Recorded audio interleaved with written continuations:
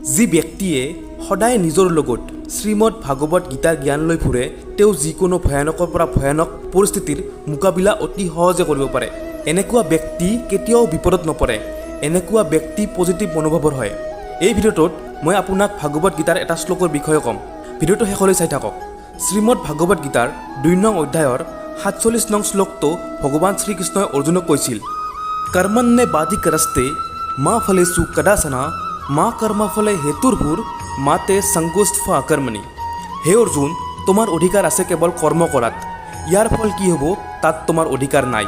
আমাৰ হাতত আছে কেৱল কৰ্ম, তাৰ ৰিজাল্ট কি হ'ব এইটো আমাৰ হাতত নাই। সেয়েহে কৰ্মত গুৰুত্ব দিয়া, তাৰ ৰিজাল্টৰ আশা নকৰিবা। নিজৰ ফালৰ পৰা সদায় ১০০% কষ্ট কৰি যাবা, তুমি এদিন সফল হ'বাই। আমি যিকোনো কাম এটা কৰাৰ আগতে সেই কামটোৰ ৰিজাল্টৰ কথা ভাবোঁ, আৰু যেতিয়া আমি তাৰ ভাল ফলাফল নাপাওঁ তেতিয়া আমি নিৰাশ হৈ যাওঁ। সদায় নিজৰ কামত ফ'কাছ কৰা, তাৰ ৰিজাল্টত নহয়। আশা কৰিছোঁ যে আপুনি এই ভিডিঅ'টোৰ পৰা কিবা এটা শিকিব পাৰিছে, আৰু আপোনাক এটা অনুৰোধ জনাইছোঁ, ভিডিঅ'টো লাইক আৰু চেনেলটো ছাবস্ক্ৰাইব কৰি দিব। আকৌ লগ পাম এটা নতুন ভিডিঅ'ত।